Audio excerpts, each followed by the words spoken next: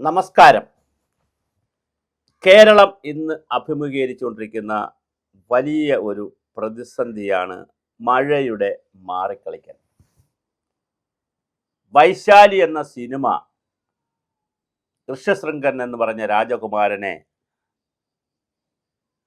ലോപപാത രാജാവിൻ്റെ മകനായിട്ടുള്ള മുനിയുടെ ലോപപാത രാജാവ് ഭരിക്കുന്ന കാലത്ത് മുനികുമാരനായ ഋഷ്യശൃംഗൻ സ്ത്രീകളെ കണ്ടിട്ടില്ല. ജീവിതത്തിൽ ഒരു ദിവസം പോലും സ്ത്രീകളെ കണ്ടിട്ടില്ല.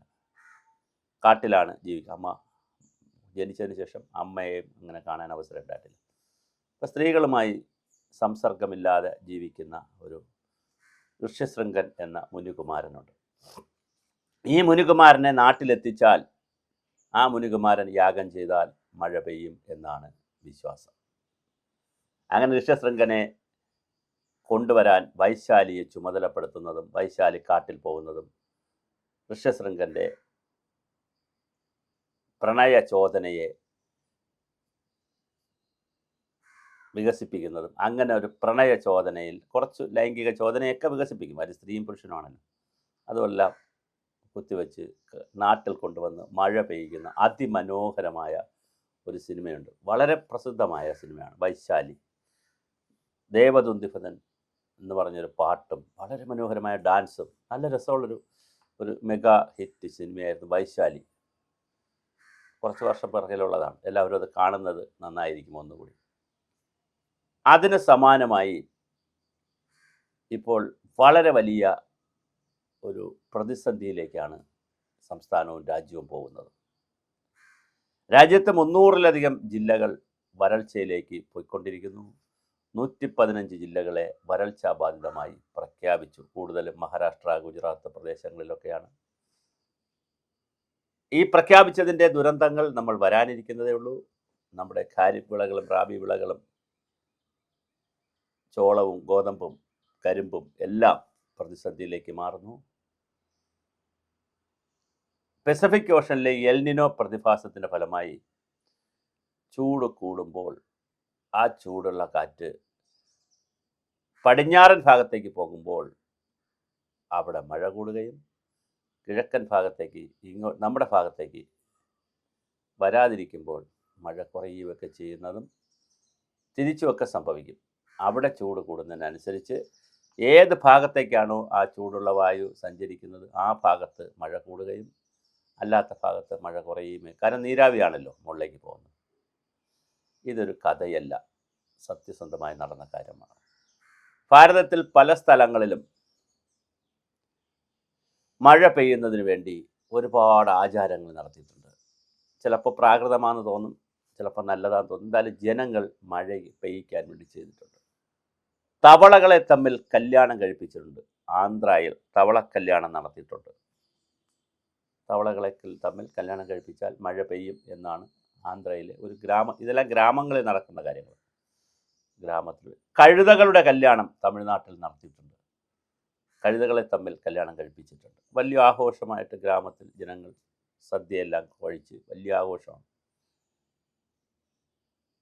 ഒരു സംസ്ഥാനത്തെ, ഞാൻ സംസ്ഥാനം പറയുന്നത് ശരിയല്ല, ഒരു സംസ്ഥാനത്തെ ഒരു ഗ്രാമത്തിൽ, ഞാൻ മറ്റു 2 സംസ്ഥാനം പറഞ്ഞു, തമിഴ്നാടും ആന്ധ്രയും, മറ്റൊരു വടക്കേന്ത്യൻ സംസ്ഥാനത്തിൽ ഒരു ഗ്രാമത്തിൽ ജനങ്ങൾ വിശ്വസിക്കുന്നത് കന്യകാത്വമുള്ള പെൺകുട്ടികൾ എന്ന് പറഞ്ഞാൽ കുട്ടികളാണ്. ഒരു +2 പഠിക്കുന്ന ഒരു 16-17 വയസ്സായ 15 വയസ്സ് കഴിഞ്ഞിട്ടുള്ള കുട്ടികൾ, പെൺകുട്ടികൾ സമ്പൂർണ്ണ നഗ്നരായി മൈതാനത്ത് നിന്ന് പ്രാർത്ഥിച്ചാൽ മഴ പെയ്യും എന്നൊരു വിശ്വാസമുണ്ട്.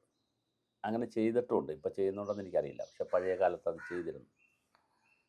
വളരെ വലിയ രീതിയിൽ യാഗങ്ങൾ നടത്തിയിട്ടുണ്ട്. കേരളത്തിൽ 2002-ലും 2004 അങ്ങനെ തുടങ്ങിയ വർഷങ്ങൾ, 2016 തുടങ്ങി, ഇപ്പോൾ 26 തുടങ്ങിയ വർഷങ്ങളിൽ വലിയ രീതിയിൽ പള്ളികളിൽ പ്രാർത്ഥന നടത്താൻ പാണക്കാട് ശിഹാബ് തങ്ങൾ അവർ ആഹ്വാനം ചെയ്തിട്ടുണ്ട്. മുസ്ലിം പണ്ഡിതന്മാർ ആഹ്വാനം ചെയ്തിട്ടുണ്ട്. ക്രിസ്ത്യാനികൾ പള്ളിയിൽ പ്രാർത്ഥന നടത്താൻ പറഞ്ഞിട്ടുണ്ട്. ഹിന്ദുക്കൾ വലിയ യാഗങ്ങൾ നടത്തിയിട്ടുണ്ട്, പൂജകൾ നടത്തിയിട്ടുണ്ട്. അങ്ങനെ മഴ, പിന്നെ ഫ്രാൻസിലെ കാൽവരിക്കുന്നിൽ മുട്ടി പ്രാർത്ഥിക്കുന്ന ചിത്രമൊക്കെ ലോകത്ത് വളരെ വൈറലാണ് മഴയ്ക്ക് വേണ്ടി. മഴ എന്ന് പറയുന്നത് അധികം വന്നാലും പ്രശ്നമാണ്, വന്നില്ലെങ്കിലും പ്രശ്നമാണ്. നമ്മളെ സംബന്ധിച്ചിടത്തോളം മഴ ഇപ്പോൾ ഏറ്റവും കൂടുതൽ കയറി പിടിച്ചിരിക്കുന്നത് വൈദ്യുതിയെയാണ്. വൈദ്യുതിയുടെ വിതരണത്തിൽ വലിയ പ്രതിസന്ധിയാണ് ഉണ്ടായി വന്നുകൊണ്ടേയിരിക്കുന്നത്. 1 രൂപയ്ക്ക് വാങ്ങേണ്ട വൈദ്യുതി 10 രൂപ വരെ കൊടുത്ത് വാങ്ങേണ്ടി വരുന്നു. അതുപോലെ തന്നെ ദീർഘകാല കരാർ റദ്ദാക്കിയ ഒരു കഥ പറയുന്നു. ആര്യാടൻ മുഹമ്മദിൻ്റെ കാലത്ത് തുടങ്ങിയ ഒരു ദീർഘകാല കരാർ മറ്റ് ചില താല്പര്യങ്ങളൊക്കെ പറഞ്ഞത് റദ്ദാക്കിയിരുന്നു. എന്തായാലും പകല് കിട്ടുന്ന വൈദ്യുതി രാത്രി കാലത്തേക്ക് സേവ് ചെയ്ത് വയ്ക്കുന്നതിന് പരിമിതിയുണ്ട്. ഡാമുകളിൽ 21% മഴയുള്ളൂ, വെള്ളമുള്ളൂ. ഡാമുകളിൽ നിന്ന് വൈദ്യുതി ഉൽപ്പാദിപ്പിക്കുന്നതിന് പരിമിതിയുണ്ട്. വൈദ്യുതി ഉപഭോഗത്തിൽ വലിയ മാറ്റമാണ് ഉണ്ടായിരിക്കുന്നത്. കാരണമുണ്ട്. ചൂട് കൂടുമ്പോൾ മഴ കുറയും, അപ്പോൾ ഉൽപ്പാദനം കുറയും. അതൊരു അടി. രണ്ടാമത്തെ അടി, ചൂട് കൂടുമ്പോൾ വൈദ്യുതി ഉപഭോഗം കൂടും. എ സിയുടെ ഉപഭോഗം, അതുപോലെ തന്നെ ഫ്രിഡ്ജിൻ്റെ ഉപയോഗം, അങ്ങനെ തണുത്ത വസ്തുക്കളുടെ ഉപയോഗം, തണുപ്പിക്കാനുള്ള അന്തരീക്ഷത്തെ തണുപ്പിക്കാനുള്ള ഡിവൈസുകളുടെ ഉപഭോഗം കൂടും. അങ്ങനെ കൂടുമ്പോൾ കറണ്ടിൻ്റെ ഉപഭോഗവും വർദ്ധിക്കും.